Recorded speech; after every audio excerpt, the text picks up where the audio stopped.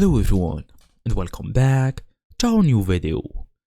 So you need more than just size or color as options for your items. You can also create a fully custom variations on Etsy.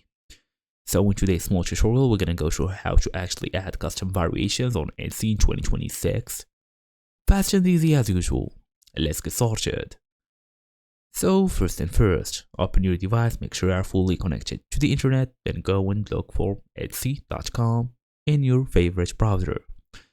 So all the way I'm gonna go to Etsy.com here, tap on this link, then go all the way and log in using your email address and password to access the dashboard.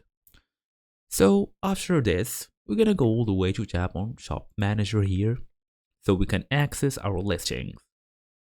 Okay, so after this, scroll all the way to see variations and click on add variation. Then choose from the presets or click create your own variation. Then name your variation, example, material, finish, bundle type, or all of this. You can also add your options, then adjust the pricing or quantity if needed.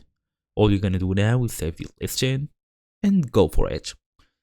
As for a little pro tip, like use variations instead of separate listings, it keeps reviews and traffic more basically consolidated, if I can say so.